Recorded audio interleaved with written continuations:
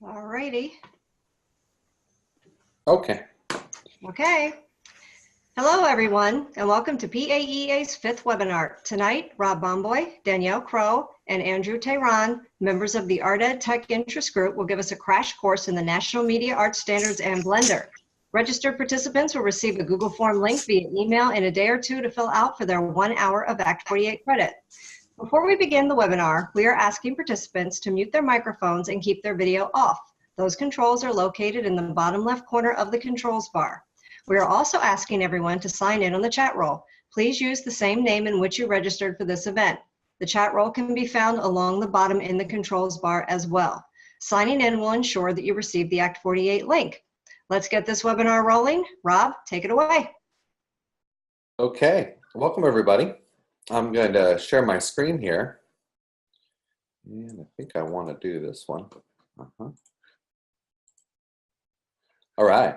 Let me get to this one. Today we're going to, thanks for joining us. Today we're going to talk about getting started with Blender.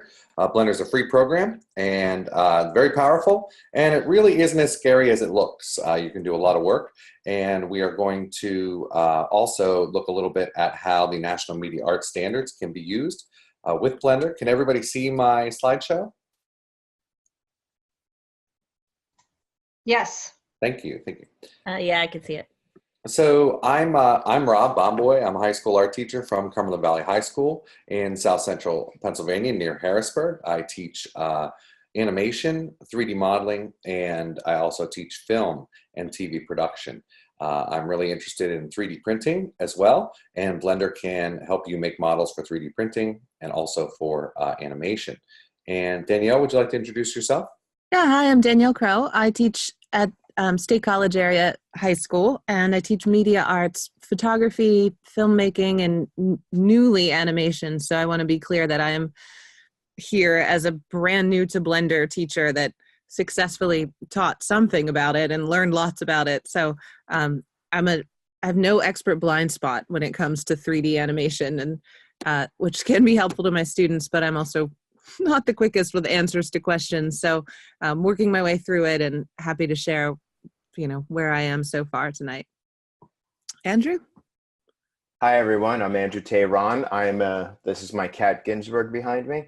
I am a teacher at Eastside High School in Newark, New Jersey. I teach visual and media arts. Wonderful.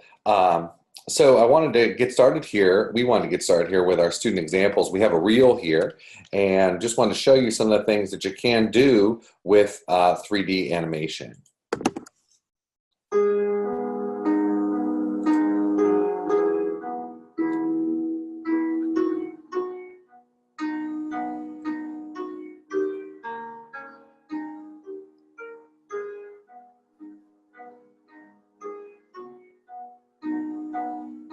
So Danielle, is this a student work or one of yours? No, it's a student work. Yep, from an 11th grader.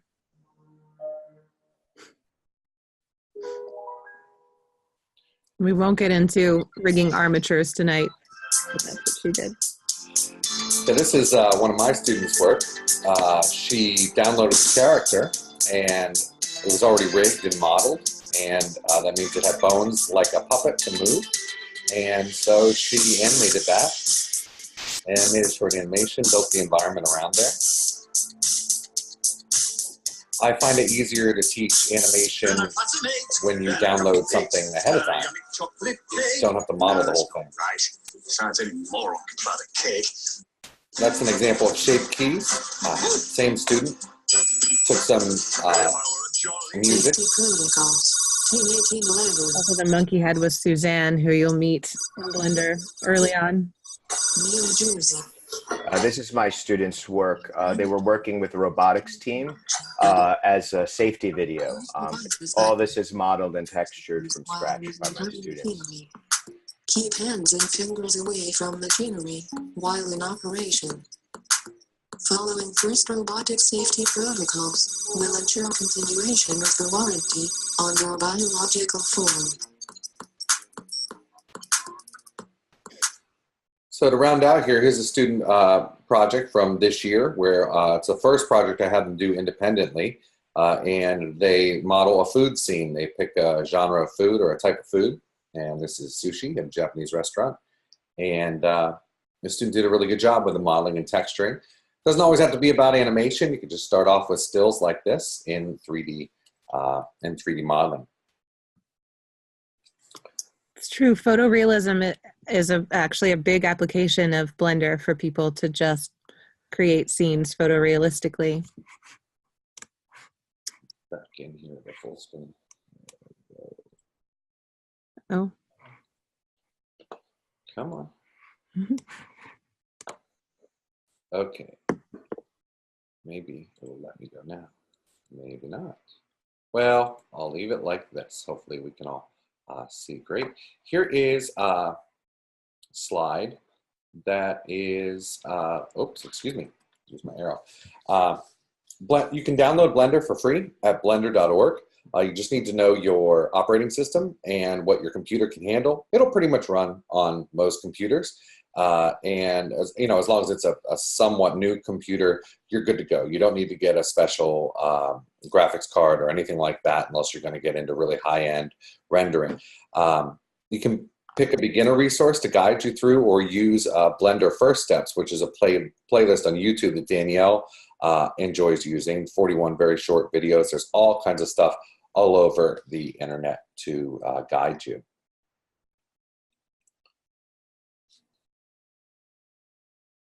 I really love this resource. It's called Blender Basics by James Chronister. I was searching the world at Blender Artist, the next slide I'm going to show you, for resources on how in the world can I structure this into some kind of curriculum. And I was on a chat board, or a support board for a web forum for Blender artists, and I was asking, where can I find resources? And there was a guy in, I believe, Germany that told me, oh, there's this American teacher who put together this awesome manual. And I was very surprised to find that this teacher works not probably 20 miles away from me at Central Dauphin School District. He's a technology education teacher. He has a wonderful PDF. It is free. And it is, I believe, around, I think it's about 150 pages. Many, many lessons. You can get through some really awesome stuff. You don't have to do all of it. And the kids really get the gist of it. Another place here to go that I mentioned before is blenderartist.org for support. It's a wonderful forum. You just need to go into the forum. They have artwork galleries, all kinds of things like that, all kinds of different things about Blender that people are posting. There's even job boards, things like that. But there's a forum where you can go in and you can select what you're having trouble with according to whether it's animation or whether it's modeling, or whether it's lighting or rendering. And you type in your question. You can even attach a blend file and post your problem. You will get an answer from someone around the world within a few minutes, or sometimes, and usually within a day, no matter what. And a lot of people will answer pretty much every problem I've ever worked through. I've gotten my answers from blenderartist.org.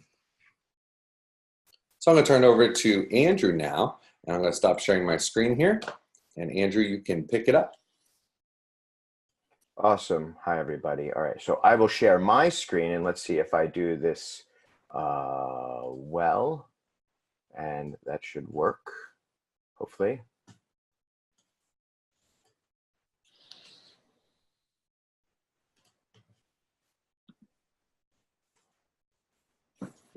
Okay, do you see my screen? Yes. Okay, wonderful. So our group has been working closely with the new National Media Arts Standards for a few years now. And I'm going to just butterfly land on the standards, and I have some links here.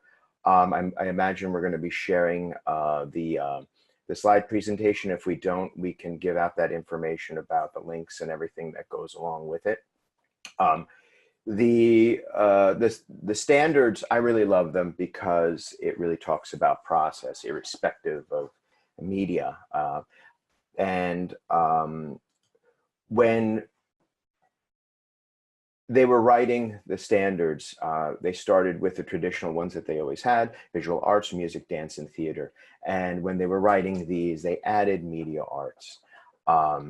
And it was just a great opportunity to come aboard and see this taking place and happen. It's broken down into certain anchor standards. The links are here. There's creating, there's performing, presenting, producing, there's responding, and there's connecting. And it breaks it down to those 4 major areas. And within those areas, it breaks it down to all the different standards. So I'm just going to cherry pick 2 right now that I think many apply, but 2 really quick ones that can apply to what we're doing here. And it's kind of goes into how I see the implementation of a 3D program at your school. Students can work to push the technological envelope. And they do that sometimes, many times, a lot better than we do. You kind of just got to give them the space and the opportunity. And here in the program, because I was thinking about that, and then I looked into the standards, and I'm looking at this one: to independently utilize and adapt tools, styles, and systems in standard, innovative, and experimental ways in the production of complex media artworks. And when we were looking at maybe, talking about, maybe you saw that you definitely did see the animated robot.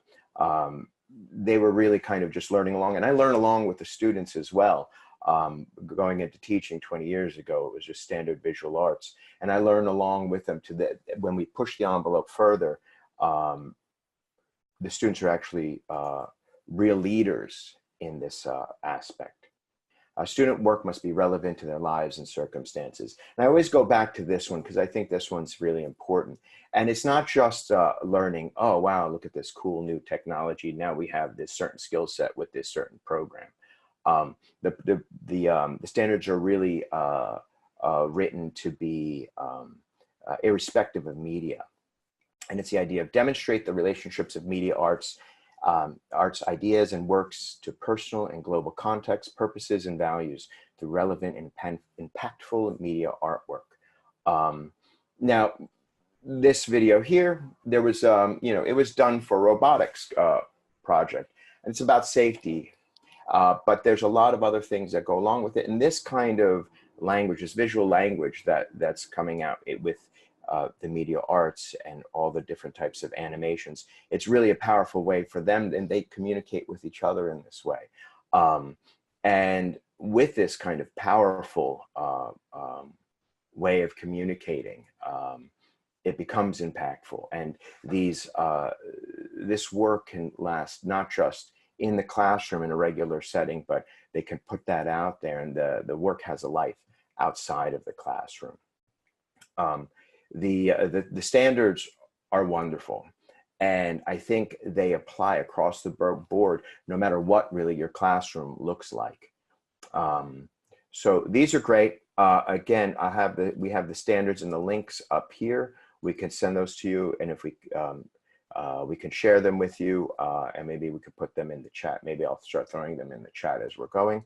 And then what I'll do is I will hand it back to Rob. I will hand it back to Rob, and I think there we go.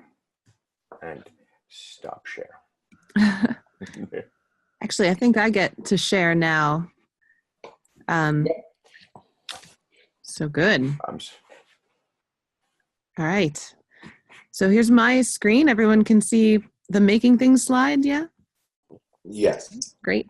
I'm gonna, as fast as I can, which will be uncomfortably fast if you're brand new to Blender, but just like any other Blender resource, video resource, when you're learning, you will pause. You're like, well, this will be recorded. You can go back, so please don't try to take notes.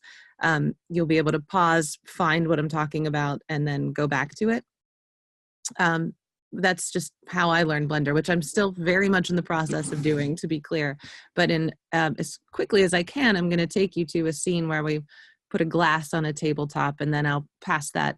Rob has that file that he'll be animating. So let's get to Blender.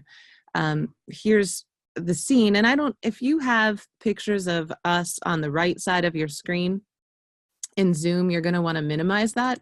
I'm going to right now because you'll need to see the whole screen. Blender is huge. There's a lot to it. there's just so many buttons, is what my students usually say. There's just so many buttons, but once they're no longer afraid of them, they love finding out what's in the buttons. So this is where we're going, but this is where you start. The startup file always looks like this. And I want to tell you just a little bit about navigating around this space, and then we'll make the glass and put it on a table and make it look like glass on a table and be done. So this has to have a 3-button mouse, which is not, it doesn't have to be a fancy gaming mouse, just one with a rolling wheel in the middle. And I find them at Goodwill, because people don't have a lot of desktops anymore. Really, they're a couple of dollars on Amazon. It's really, though, it's so important. I think what held me back when I was initially trying to learn Blender was the not having a mouse and not realizing how hard that was. So down in the bottom left of my screen, I'll have this. This will show you what I'm clicking on my mouse, and then the text. I don't know what happened if I made that too big, because the screen, the keystrokes really matter too for helping to understand what keystrokes make things happen. So let's start by saying that to select anything, you right-click, not left. So that's going to be a little different than what we're used to. And these things that we start with are a camera, a light, and an object. And you always get those 3 things when you start in this 3D workspace. And to work with these objects and the cameras and lights, you move things the same way.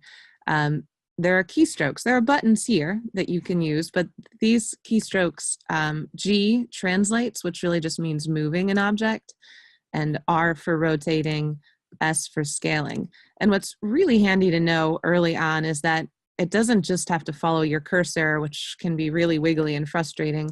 You can do these things in a really controlled way. Like if I want to scale this on just one of the axis lines, then I can do that with the keystroke. So the axis lines are red is X, green is Y, blue is Z. And because you can get very disoriented as you move around this 3D space, which, by the way, I'm doing by pushing down my middle button on the mouse, the scroll wheel.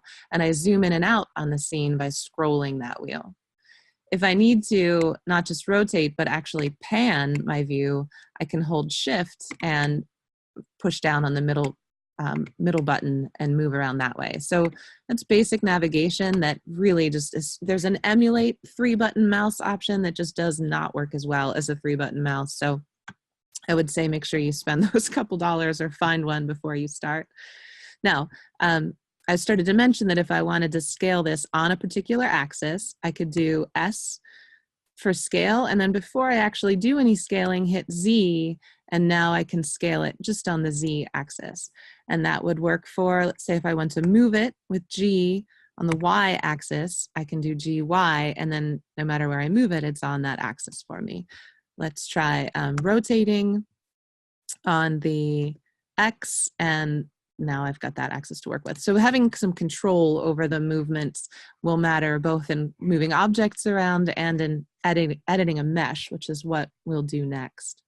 So I'm going to get rid of the default cube with the X key and just hit delete. And I'm going to add a new mesh. Shift A gets us to this menu where I have some choices, one of which is this monkey head that you saw in Robb's student film that is just like kind of iconic for Blender. It's like they work it into all sorts of Blender movies and scenes. Her name is Suzanne, or Susan, I forget, I think Suzanne. So while Blender has a nice icon, this monkey is really sort of their unofficial icon.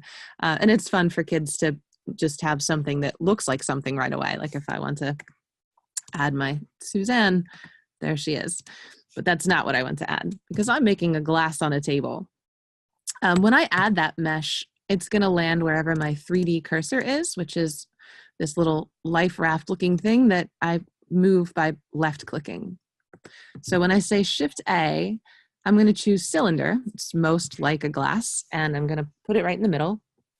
And when you initially add something, and only when you initially add an object, you can change the number of vertices that it has, which you can see if I go too low, it actually becomes kind of square. And the radius of something, we want our glass to be a little bit more narrow, and the depth. So we can already get it kind of close to a glass shape. And also I'm turning the vertices down because we don't want to make Blender work really hard when it's rendering. If you're animating something, every scene is kind of a process, every frame is kind of a process for Blender to make. And the more vertices and faces and all of the data that's up here that you can see in the top right of the screen, the harder it is, the longer it takes for Blender to do it. I will be able to make this look more smooth like a glass later on, but for now, it's a good practice to keep vertices pretty low. I mean, if you turn them way up, it looks perfectly smooth, but there's a better way to do that that's a little easier on Blender, so I'm going to keep it kind of low. Okay, so that's as glass-like as I can get it in object mode, and that was just changing the vertices. Once I move this thing anywhere, I lose the option to change those dimensions, and vertices is the only one that you'd be kind of stuck with. But I can still, let's say I just wanted it to be a little bit taller, I can still S for scale and Z for Z axis and make it a little bit taller, or move it around with any of the keystrokes. But to really turn it into something that is shaped like a cup, I'm gonna have to get out of object mode, what I'm in right now, and go into edit mode, which shows me the mesh. So it shows me the mesh is made of these little points or edges or faces, and I can select any of those things. There's a lot even just to learn about how to select things that you can watch lots of demos on working with meshes. This one's going to be really fast. Sorry, that's going to be it's going to be a lot again if you're new to Blender, but it's just a butterfly landing. So I hit the Z key so that I can view this in its wireframe mode. And that way I can just see what's behind it. It's not being blocked. That's actually here if you don't do the keystroke for it. And I want to make some changes to this mesh to make it a cup. I'm going to start with, and again, I'm super new to Blender. To be clear, this is, I'm constantly like forgetting which keystrokes do what. But I'm going to hold Option on my Mac or Alt on a PC while I select that top loop is what we call the ring that goes all the way around the top of it, and hit S for scale just to make it a little wider, so as a cup would be, just so you can see it in 3D space. All right, so I'm getting a little closer to having it be a cup. What I want to do now is give it sort of a hollowed in bottom, the way that a cup should have. And I'm going to Option click that bottom ring and do something that I haven't done in object mode, which is extrude. That's the E key. And if I pull just that ring down a little bit, if you really zoom in, you can see it made another loop for me.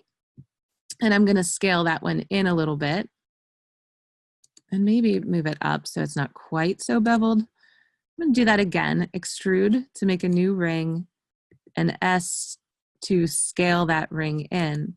Now with this one, I'm going to extrude on the Z axis, I knew that already, and go up with it a little bit. This gives me kind of an indented bottom of the glass, which is what I would want to have. It's not crooked. Sometimes I get really confused about whether or not I'm crooked, and you can change the views of what you're seeing with the number pad if you have one. If you don't have a number pad, then you need to go into User Preferences, Input, and emulate a number pad, and then the numbers at the top of your laptop or computer without a number pad will function the same way. So you can change your views on what you're seeing with these number pads, including into what they call ortho views, which is just so it's kind of flat on that 3D space. It flattens things out so you're not disoriented, as I sometimes am.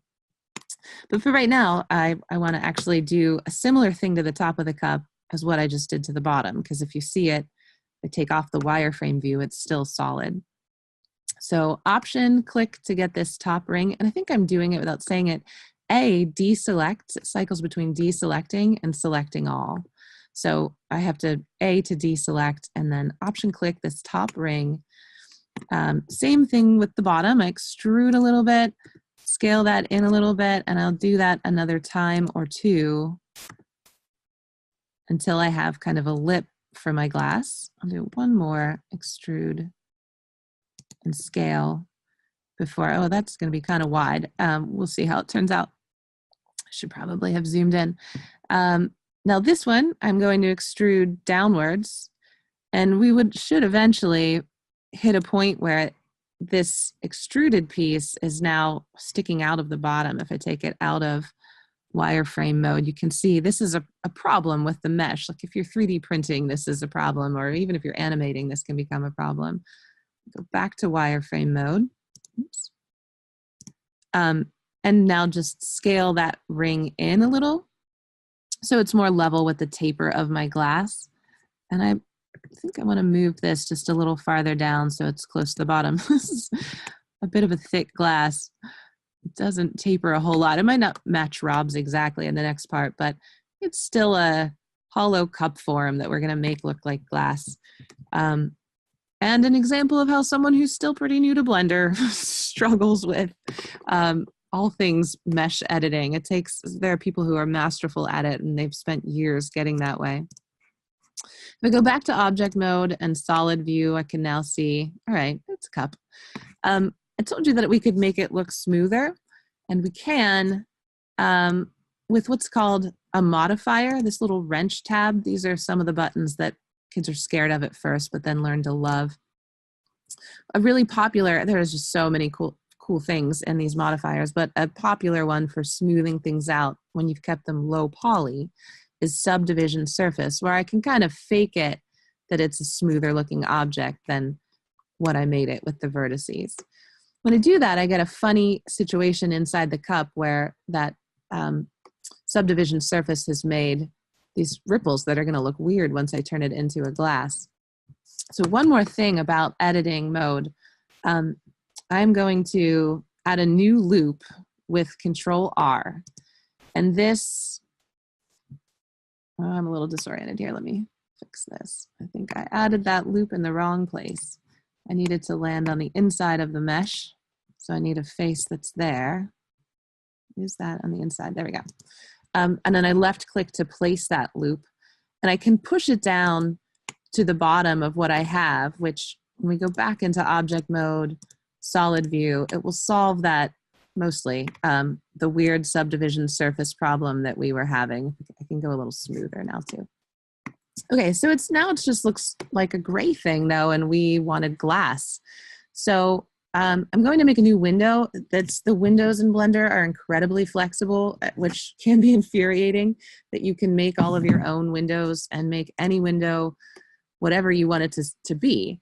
In this case, I'm going to make this window a node editor, which looks like a piece of graph paper. And then by pulling these three little lines, I'll make another window that I'm going to actually make a 3D view, but I'm going to change some things about that in a minute.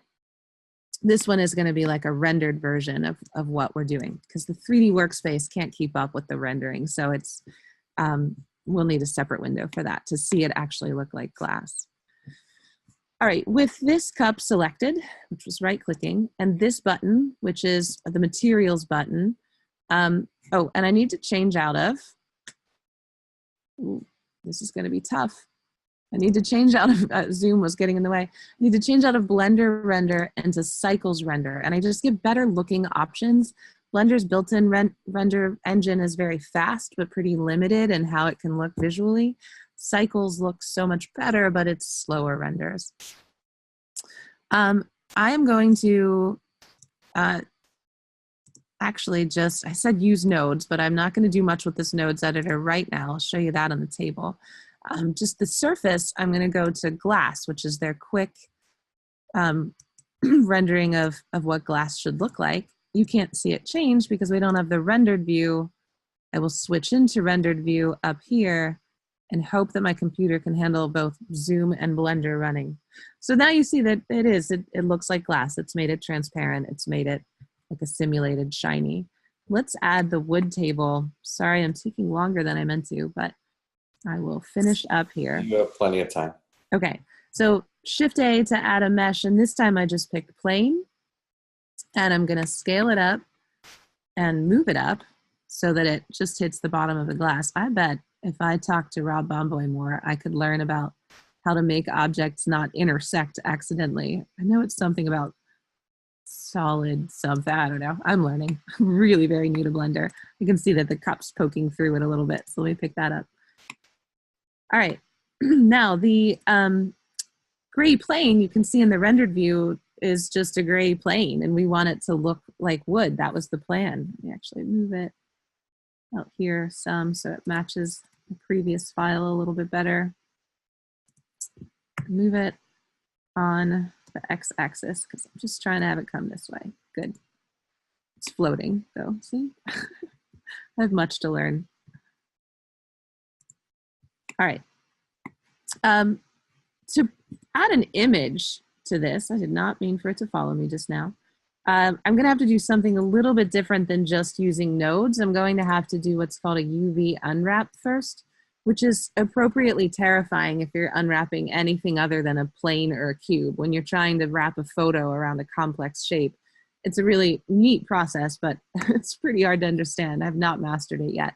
But I do know that images have to be unwrapped in edit mode, like I just did with the whole thing selected, before I can add an image as a node. So I already have a wood picture just here on my desktop that I downloaded. Really just about any JPEG will be fine. Over 1,000 pixels is best, but for today it doesn't matter, but tell your students over 1,000 pixels. Okay, all right. So this node editor, you navigate the same way as the 3D space. You scroll that middle wheel to zoom in. And to add a new node, which we want to do because we want to add an image texture with that wood picture, it's Shift-A, just like adding a mesh. For this, it's texture, image texture. That's what we're looking for. And I'm going to open the wood file that is already on my desktop. Students who are used to any operating system, really, other than like Linux, might struggle to get used to how files look here, but they adapt. So I opened that wood picture that was on my desktop, and now I connect it with these buttons, and you can see in the rendered view that I now have a wood table. And Blender's pretty awesome, cycles render, and having this glass kind of react optically the way it should to the wooden background. So one last thing before I turn it over to Rob is that this light in the 3D mode, when I grab it and I can move it around and see how it moves the shadow, you may be able to see that, maybe not. It's pretty dim. I'm going to brighten it up a bit. And because I have the light selected, I now have this lamp option on this toolbar. I'm going to ask it to use nodes and strengthen that light, or maybe even just make it the sun, which it gets too bright too fast. So turn the sun down so that we can see our scene a little bit better. That's where I land. Glass on a table. Let me stop sharing so Rob can animate that for you. There we go.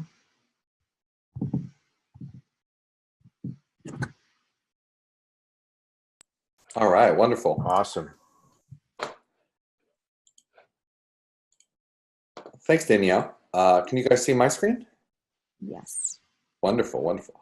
So moving things, getting into animation and the basics of it, it can be a little tricky, and it can be a little bit overwhelming when you're looking at some of these controls if you're not used to them. But it is really fun, and it's if you can wrap your mind around two aspects of Blender, and that is, one is called the dope sheet, where your keyframes are, where you do your basic keyframes, and the other one is called the curve editor, or they might change the name of it. I'll show it to you in a little while. I've been using Blender for about 10 years now, and the difference is that in 2D animation, traditional 2D animation, of course, anybody who's done any, even 2D animation on computer already knows this, but in traditional drawn animation, you would have a keyframe. You would have an animation boss, the head animator, would go and draw in these keyframes, this one, this one, this one, this one, and this one. And then they would have these people come in between and draw these. These were called the in-betweens. Now Flash animation renamed that tween, I remember. And these apprentice animators would do all of these frames. The great thing is that computer animators are able to use automatic interpolations, where the computer will figure out what needs to go in between point A and point B as far as the keyframes go. Okay, and that's what I'm going to go over here first. So let's see, I'm going to move over into Blender. And I have a scene that is very similar here. Danielle gave me this file. And I did a little bit of work on it, just a little bit. I changed, I took out the sun lamp, and I ended up putting in two, oh, can't see them in that view. I ended up putting in two planes, and they're hiding up top there. If I zoom out, there they are. And each one of them, if I go to the Materials tab over here, has an emission surface on it. So it's the same thing. Instead of glass, we go to emission. And from teaching photography, I really enjoyed learning how to do this, because if I touch 0 over here on this side, I can look through my camera, which is sitting up here looking at my glass. And if I select this plane over here, now I'm really just dealing with lighting. So lighting is going to be really interesting to work with. I didn't put a 3-point system on this. I just put a key and a fill. So over here, I have a lamp that, or a light that is at 5.6, but if I drag that to the right, you can see that the one side will get a lot brighter. Okay, I'll bring that back down to 5.6, there we go. And my other light here is a 15. So if I were to turn, I would call that my key light, and this would be my fill light here. So I'm actually going to turn off, my fan is going crazy, which is pretty normal when you're rendering in real time over here. So I'm just going to go back over to the solid view. If you guys don't have any trouble hearing me, my fan calms down. But I have a, oh, the other thing I did was I made the plane larger. I just scaled it up. I touched S and I made that larger so that I don't see the edge of it in the frame here. And so now we're going to talk about what we need to do to animate this. So I like to work always in orthographic view. I tell my students to always work in orthographic view. You can see here that I am in right orthographic view now. And I'll actually switch this over to my camera, this window here. The number of keys or any of the commands don't work unless your mouse is in that window that you're working in. So here I have my class. And the first thing you know about animating is that we have these widgets down here, and we can use those. Now that little dot there, that's called the pivot point. That is, turn them off, that one. That's called the origin, and it's also usually the pivot point. You can change that, but right now, if I were to touch R, for instance, it's going to rotate around that pivot point. And what I want to do is I want to imagine that something has bumped this, even though I'm not going to throw anything at it. It's going to tilt to the left, it's going to tilt back the other way, and it's going to fall down onto the table, okay?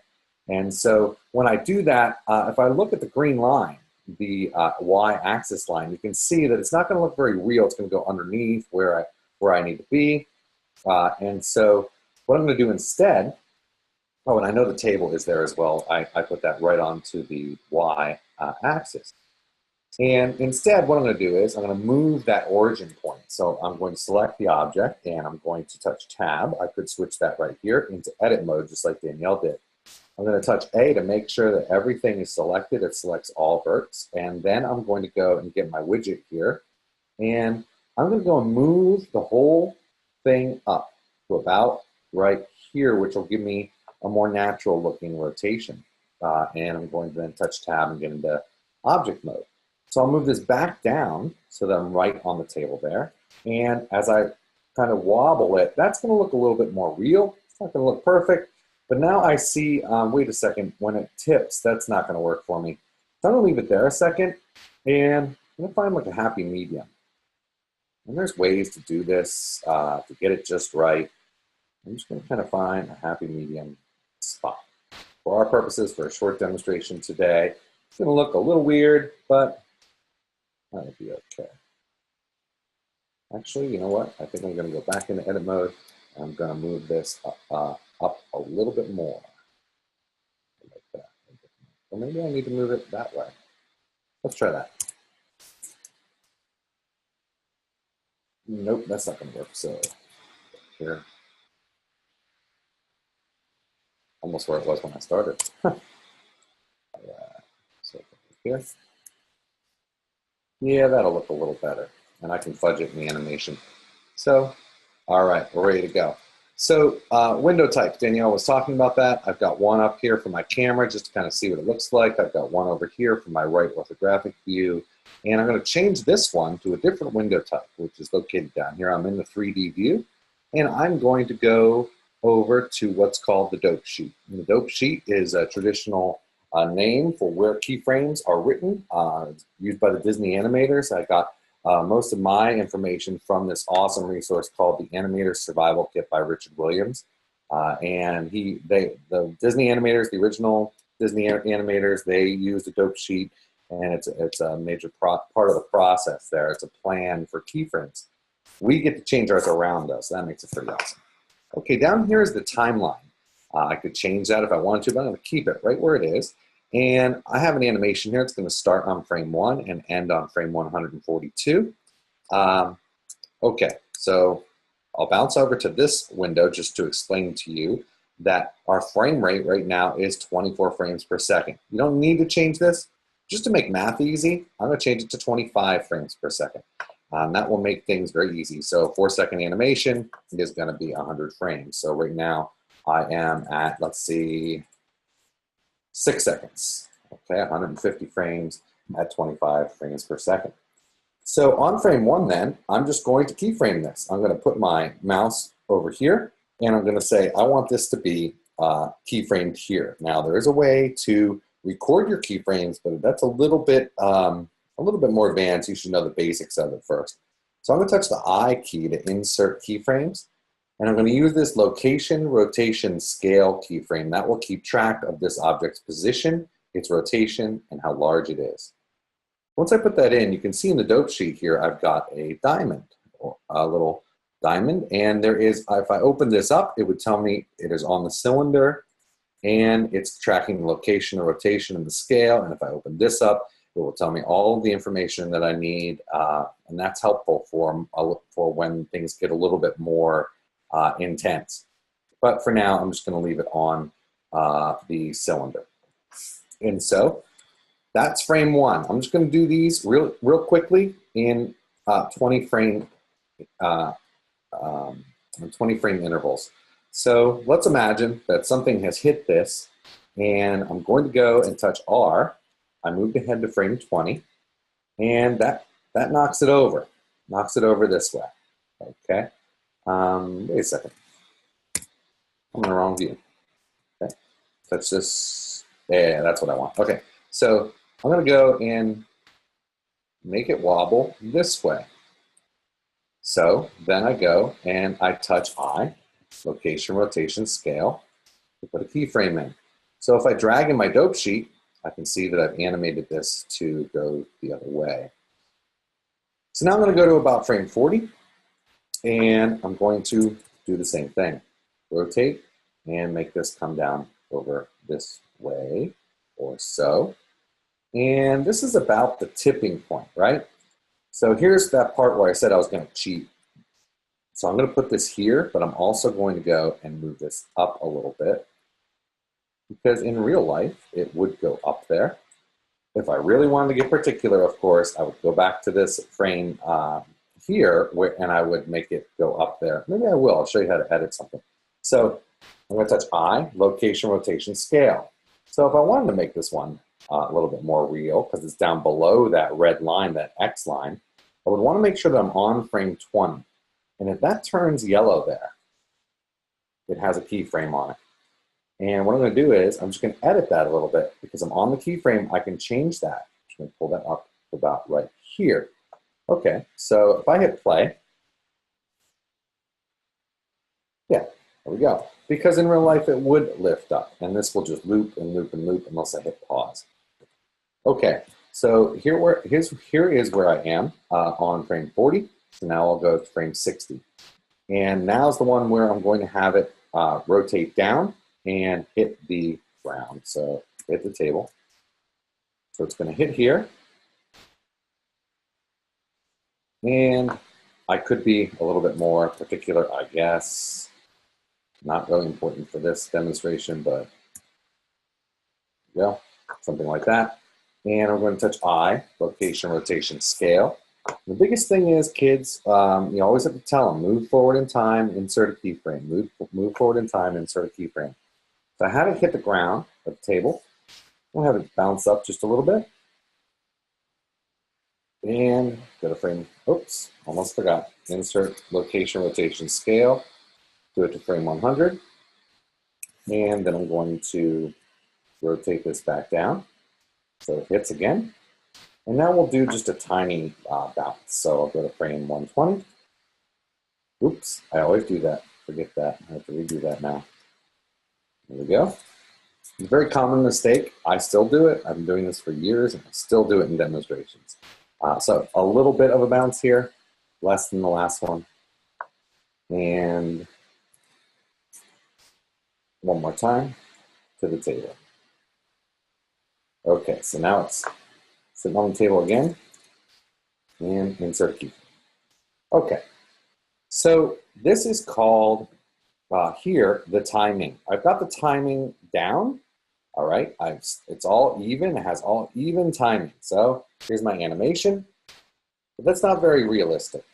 So I've got to adjust that timing a little bit because I don't have a very realistic looking animation, and that's where the dope sheet comes in. No sense in going back and redoing things. The controls are the same in this window here. Everything is selected here if I touch A.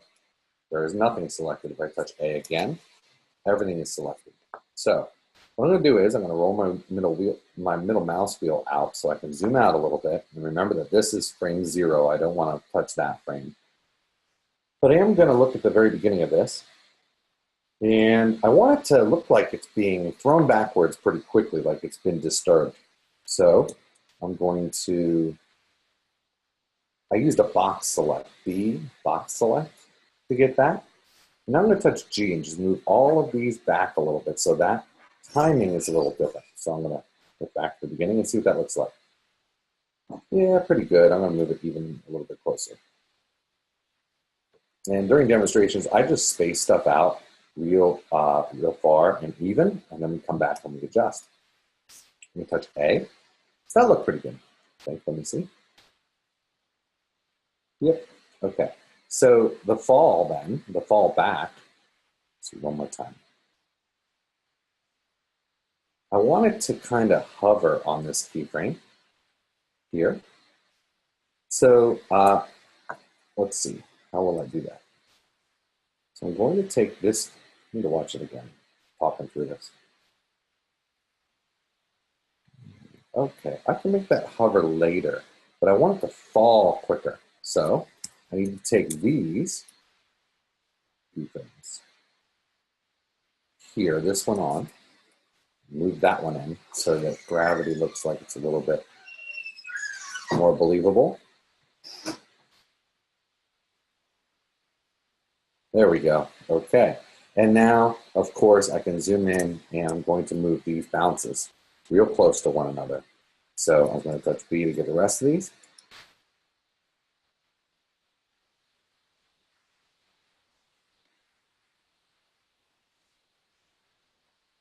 Okay. And I'm running a little short on time, so I want to, I would mess with that a lot more. But I'm going to do this pretty quickly. So get there. I'm pretty sure just spatially examining these that this should be okay. Nah, that's not okay. Go. If you just want one keyframe, you just right click on it. Okay. Let me zoom in on this and see what it looks like if I need to do any last adjustments. So I hit the back to beginning button and play. Okay, that looks good. So my timing is done. Okay, I've got my timing down. That's what I want it to look like. But still looks really kind of robotic. And so now we need to deal with the spacing. And to deal with spacing, you go over to a new window, which we now call the graph editor. Used to be called something else. All right, don't let this scare you. This is not as hard as it seems. So I've only got one object here. And what I'm doing is I'm going to zoom out. I'm going to look for a curve that is making this fall over. So I know it's a rotation curve. So is it this one? No, that's staying the same. Is it this one? Yes, that's definitely it. That one's changing. I'll check the Z. No, it's not. So it's this X Euler rotation curve that I'm looking for. So we'll take a look at this. Oops, I'm sorry, it's not, it is the, it's the Y Euler rotation that I'm looking for. So if I go and I find the top of this curve and I zoom in on that, I'm going to use this little button so you can really see what's going on. Just using those circles so I can zoom in and see what I'm doing. Make that curve a little wider. These are the interpolation curves. And when I hit play, you can see it's following that curve. But if I just go and scale this out, make that wider, make that curve a little bit wider, it should have a little bit more natural movement. Okay, that looks pretty good. My cheat is interfering though, and I'm not going to fix that right now. I would have to do that a little bit later on. So now I'm going to go and look at the top of it. And what happens here? Oh, I get a little bit of, let me see one more time. Okay. It's close. With these, you want these to be really steep curves. So I'm going to put my mouse out here, touch S, and make those all steeper curves. And that will give us quick bounces. One of the first exercises you give in animation is ball bounce exercise. And you want, when it hits the ground, it's going to be steep like this, but when it's up on top of the arc, it's going to be wider like this. I think that I actually want this to be more like this. It might say it like that. So I'm going to wind that back and hit play. Yeah, I'm not liking the cheat that I did, but that's okay. It probably wouldn't show. I'm going to watch up top in the camera view. Yeah, there we go. Okay. So I've got all of that, and I've got my animation. An example of that would look like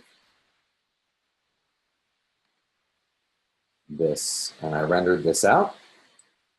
See what it looks like in the end.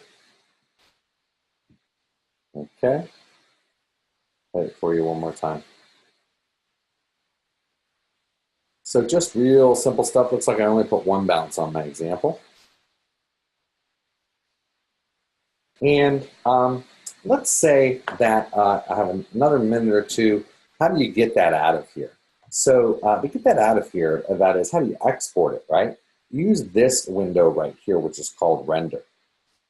Now, looking at this window, I can go and I can click on render and it will give me an image, a JPEG image or a PNG image, whatever I want, really. Here, I can tell it how large to be. I'm going to make kind of a small image, a 720p image here. Just to do it quickly, you can see it's going to be 960 by 720. Actually, I'm going to do it even smaller. I'm going to do half of that for the interest of time because it takes a little while to render in cycles. And the next thing I need to do is I need to tell it, I don't need any metadata, just where to go. I'm going to put it on my desktop. Okay, on my desktop, there it is. And click accept. And it's good to go. What kind of, I tell students to minimize these as they go so they don't get confused. What kind of image am I exporting? Well, in this case, I'm going to make, I always like to use PNGs. And because, well, I won't get into that. So I'm going to use a PNG there. And the last thing I need to do is tell Blender how much sampling to produce. So I'm just going to move this down in the render to 100. Comes with a little practice. You can get some advice on that. What we were seeing in our preview window before was 32 samples, not a very good image. Generally, a high-quality image is going to be around 1,000 samples. But I'm going to do one at 100 here, and that's really all I need there. I don't need any of this other stuff. So I'm going to go, and I'm going to click on this button up here, Render. It's going to automatically render an image here within this window. And I should not have changed the dimensions to 50%. Maybe that's it. I'll render again. Or maybe it's just this 720p option I chose because it's kind of shrinking stuff. I'll quickly just do an HD 1080p image, which is 1920 by 1080, and I'll render that. And you can see, here I'll escape this one just to get out. You can see how long it takes. It does take a while. So it builds this image little by little. Now that doesn't automatically go, or does it? I wonder if it automatically goes to my desktop or not. Usually you have to use this little button down here, and you have to go to save as image and then save this image to your desktop.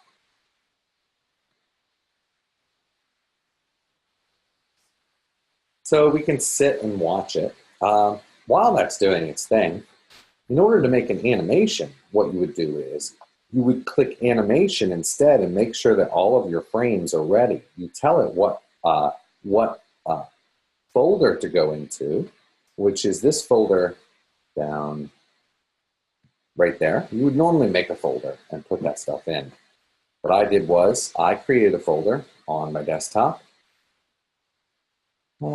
here, and I called it Blender WebinART Animation Stills. What that did was that created 142 stills, as you can see. You go and select these, and you can see that it's in different positions, hopefully. Yep, there you go. Now I've got a whole bunch of images. Now, that'll take a while to do. Earlier this afternoon, I think it took a couple hours. And it will just take a while. Rendering is generally something you do overnight, really quickly.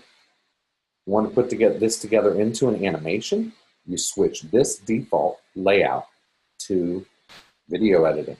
This is actually a video editor as well if you can get around the wonky interface. You could put together your own videos in here, no problem. So I need to add in an image strip. And I'm going to go and choose image. And I'm going to go into my folder here, and I'm going to touch A to select all of these, and I'm going to put them in.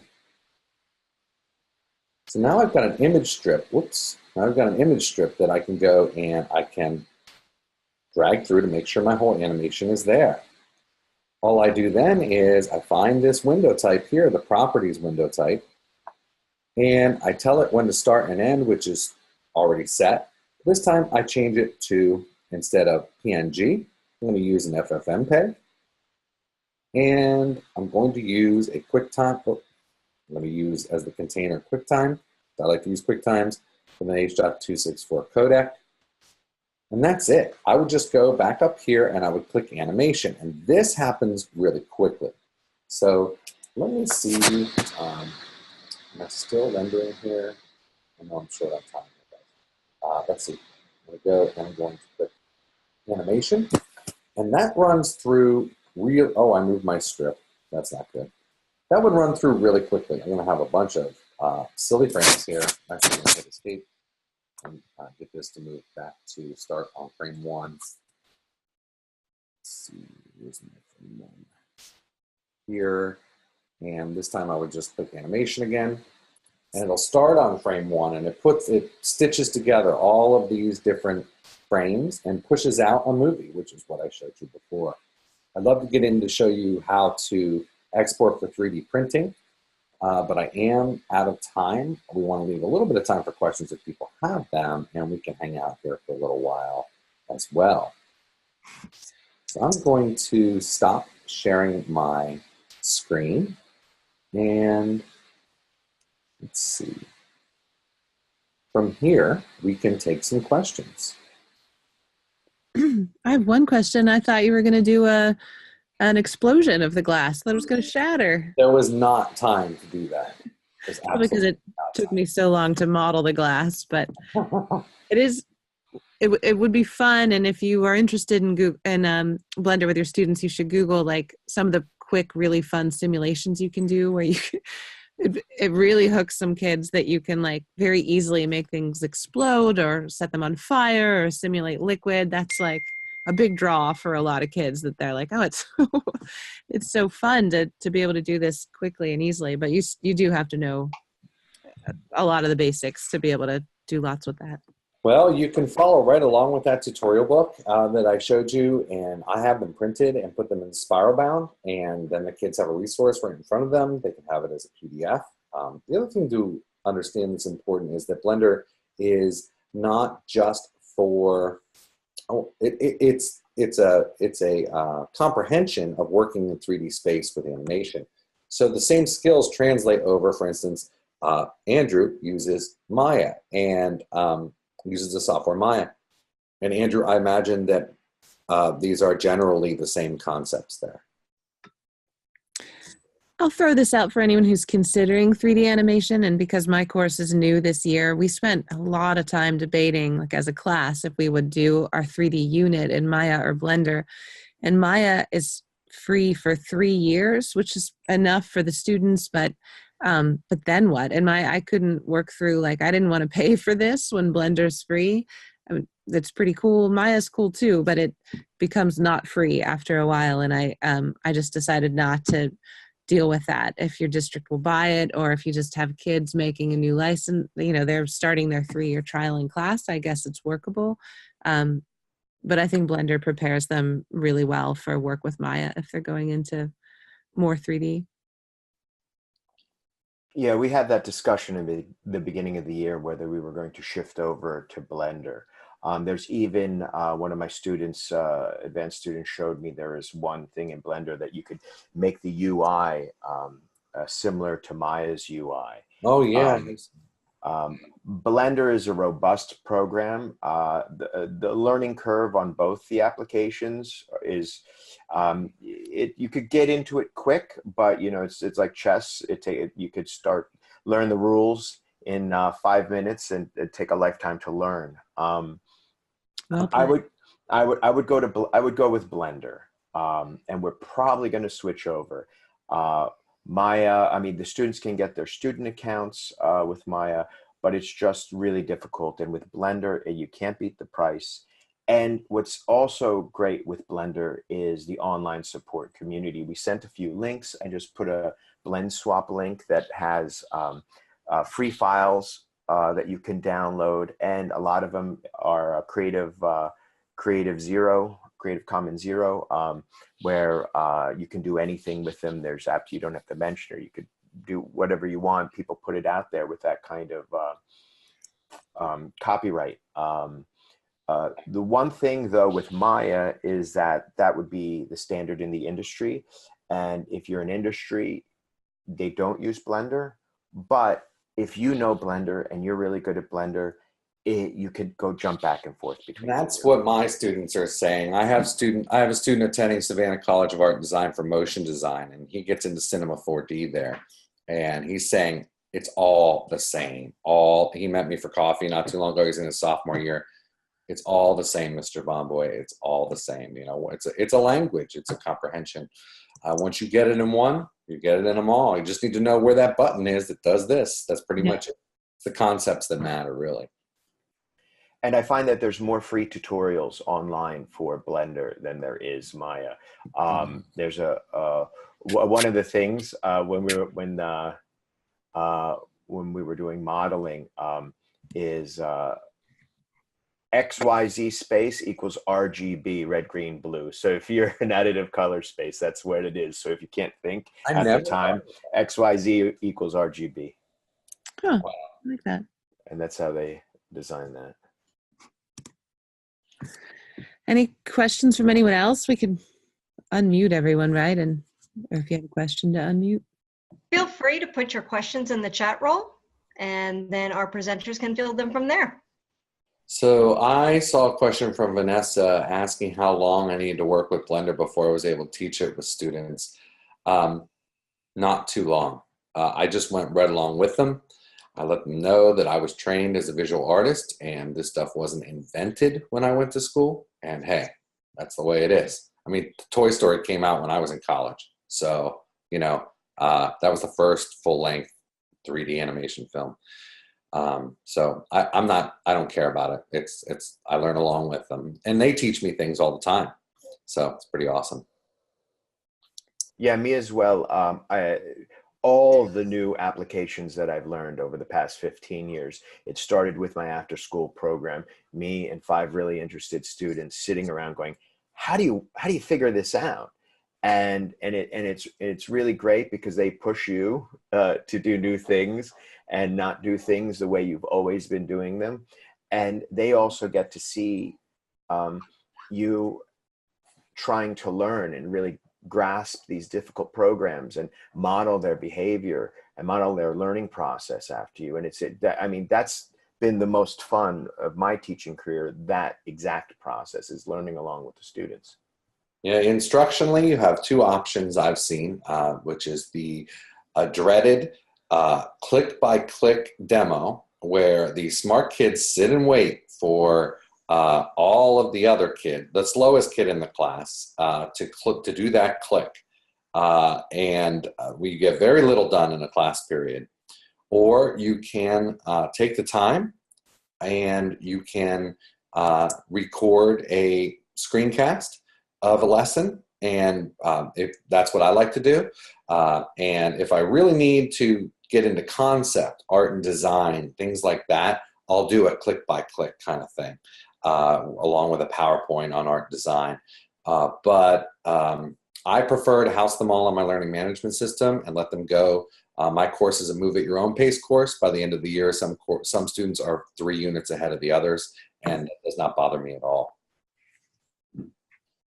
Just need to keep cracking the whip, like find out who is looking at their phone and find out who is moving too fast and is making work that isn't quality. And the rest of them pretty much stay on pace.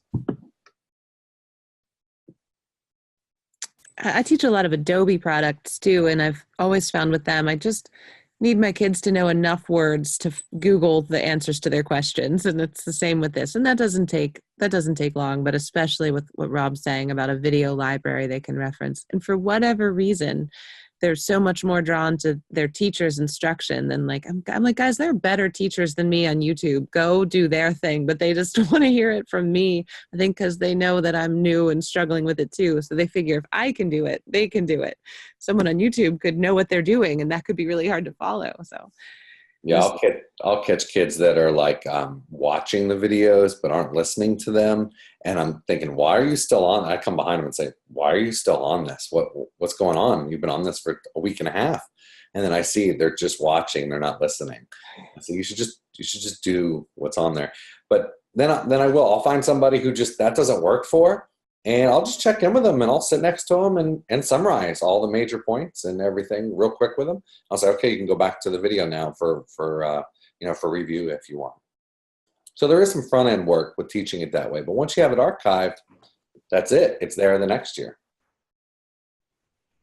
Also, another thing that we didn't have time to talk about is when you're teaching 3D modeling in the classroom, how great it is to have a 3D printer there. I know a lot of people see again, sticker shock of a $1,500 MakerBot, but there's cheaper options out there, and the 3D printers come in pieces, and you just sit there and have to put it together with the students. Another learning curve that you could take the opportunity to work along with your students to do that. But it would be great, even if a student just kind of took a few shapes and jammed them together, and that they were able to print that out really small and they have that in their hands. It's another one of those pieces where they can, they really have the physicality of it, and it really helps to motivate them. Wonderful. So I don't see any other questions. Jill, we're going to wrap it up. Yep, we'll go ahead and wrap it up then. So thank you again to Rob and Danielle and Andrew. We really hope that you enjoyed your time with us tonight. Please make sure that you have signed on the chat role to verify your participation in tonight's webinar. Remember to check your email for the Act 48 link coming in the next day or two. Also, keep an eye out for upcoming webinars. Registration links will be available on the PAEA website calendar, the PAEA Facebook pages, and most likely through email from your division or region reps. As of now, I believe some of our future topics in the works will be fundraising, secrets to finding hidden cash, and collaborative art with building community in mind. So unless there are any last minute questions, we'll call that a wrap, and everybody have a good evening. Thank you. thanks, everyone. Take care, everyone. Thank you. Have a good night.